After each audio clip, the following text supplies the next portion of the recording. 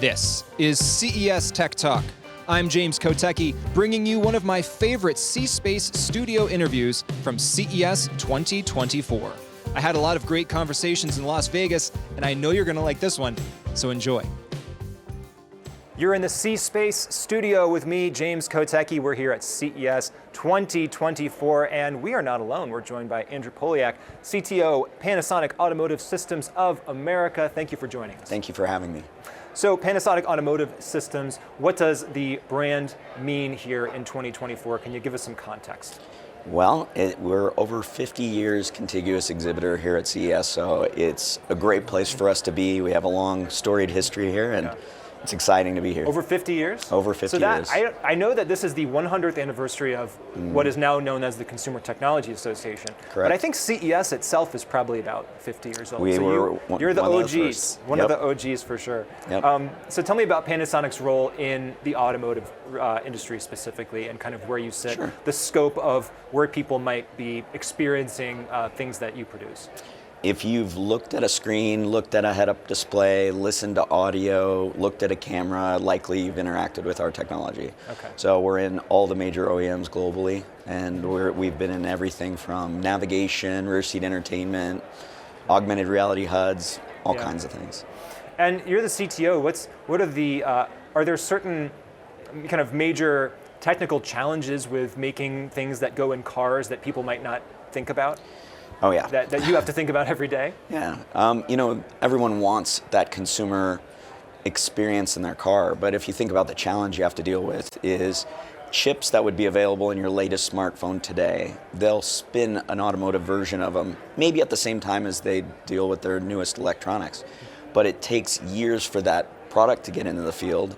They have to do special automotive quality for RAM and memory and everything.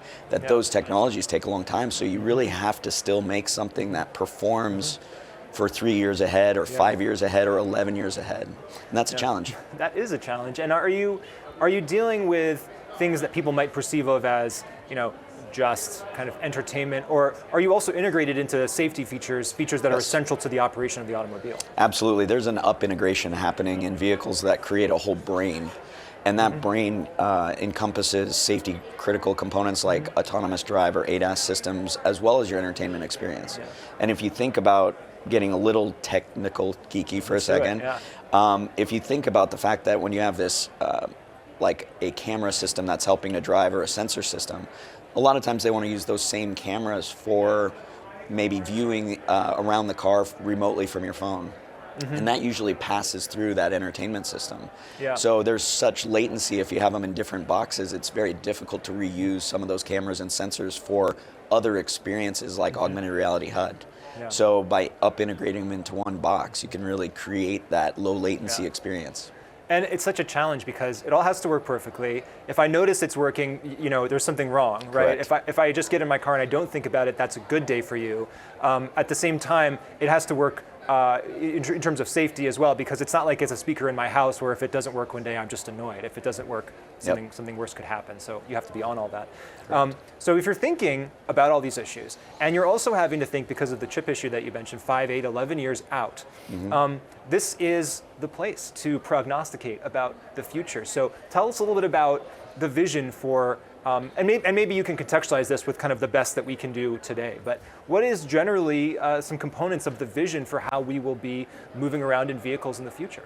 Yeah, I mean, one of the things is to shift left that development cycle so you'll have the same experience in 11 years that you'd be having on your consumer device in your car. Yeah. So doing things that we can do to decouple the hardware from the software, bring the development earlier, means that you'll make upgradability, not just software updates, but hardware upgrades that will be possible over the life of your vehicle. So in that way, whether you're being driven around and entertained in your second space, realistically from your home, your car becomes that second space, right? And I'm sorry to interrupt that. Is it is there a bring your own device capacity to this, where if I go on a plane, sometimes it seems like planes they just forgot about updating the screens. They said everybody's carrying something in their pocket that's probably better, so we'll just integrate and make Wi-Fi really good so you can use your own iPad or smartphone in the plane. Are there thoughts about things like that? Absolutely. Apple just announced the ability to stream Dolby Atmos over CarPlay, and we're a premium audio supplier. We had a lot of announcements with Klipsch and Infinity and ELS and the Fisker Ocean. So those premium audio systems, you'll be able to make a car environment sound better than any home theater you can, and that will be with that brought-in device that will bring the content in your connectivity. But realistically, an OEM doesn't need to bring your own device if you have three things. You need to have upgradability in software and hardware. You need a dedicated connectivity module, and you need an app platform that can bring your latest apps. If you have those, you really don't need a device. It's just having those things, even in a plane, become sometimes difficult, right? Let's talk about autonomous vehicles, self-driving cars. It's a topic that's been at CES for years. Sure. How does that play into your vision? Are you preparing for a future where most people get in the car and don't have to drive it because it drives themselves? Because obviously, again, you have to set this vision a few years out from where you want to go. So where do you see it going? Yeah, absolutely. We're prepared for that. I would say this window we're in, I call comfort ADAS. So as cars get more control, doing things that will let people feel confident that their car is piloting them the right way. The first time that happens, they're a little freaked out, and then they get used to it. Exactly. So things like our augmented reality head-up display, you think in an autonomous vehicle you wouldn't need a head-up display because you're, except for maybe entertainment purposes. But showing and highlighting that stop sign or that car in front of you or that pedestrian going across, so you can feel confident that your car sees what you see and it will behave the way you expect it to, will build that confidence to let go of the steering wheel and allow the car to pilot. So we're preparing for it. I don't think it will mature as fast as people thought 5 years ago. But there'll be this in-between stage that we focus on some of the comfort ADAS and then go from there on. And do you see a vision that some people have portrayed, I think at places like CES, of, it's two sets of seats that face each other, and it's almost like my own little mini entertainment pod, and I don't even really think of it as a car anymore, and who cares where the seats are facing or if the windows are even real or what? Do you see all that coming down the road? Yeah, the absolutely. metaphorical road? Absolutely. Or the literal road? Yep. And how does that look then for the future of cities? Asking you again, just to kind of prognosticate a bit further out here, if you're building technology that is assisting folks and making the transition to a driverless future, are you excited about what that could mean for kind of urban planning and urban situations? Yeah, absolutely. I mean, even again, going to that in-between stage, I'm a cabinet member with something called the RAY, which is the Ray C. Anderson Foundation that builds smart roadways. It's a 501(c). Interesting. And they're doing things like signal phase and timing, where you can just set lights to green as you approach them. Like Kia in Georgia, where I'm located, they actually have made all their trucks where when you get off the freeway, it turns light green when it goes in to deliver the deliveries to the factory there. And that whole roadway becomes smart, and you start planning for more optimal drives. So this is, I've not heard about this. So this is a situation where I'm driving toward a stop light. It's maybe red, but theoretically there's no one else coming, right? So it knows it's totally safe for this light to be green. So it's not just on a dumb timer. You can just say, just keep going, there's no one else coming. You're well, fine. it'll actually turn the other side red, turn it green, Yeah. and you just keep going, How do you think about sustainability and environmental impact? And I'm asking that in the context of a theme which has been the case at CES for a couple of years now, which is human security, which is writ large kind of how technology helps people people on this planet do better. And I know that's something that you care about at Panasonic. Yep. So if you think about, one way I'll kind of tie back into my technical kind of pontificating earlier. Yes. Shifting software left often means decoupling it from hardware. And that means by making it that developers can develop prior to having their first sample of some hardware device means you're not building more samples, you're not shipping them around the planet, you're not wasting precious resources in silicon and boards and everything. You're really unlocking people to be able to develop without hardware. And then know that software will then drop right onto the hardware and run. So we've been showing at Amazon's booth, we have something that we call our virtual skip gen.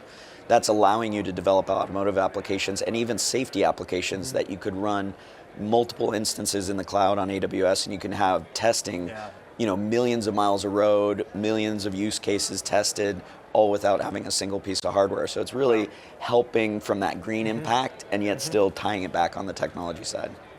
Has the company Panasonic had to go through, or is still going through, a mentality shift around some of these things. If we're talking about decoupling software from hardware, I mean, I think of Panasonic as a hardware company, at least historically. Yep. Obviously, it's doing all of these things. Have you had to kind of lead some mindset shifts inside the organization?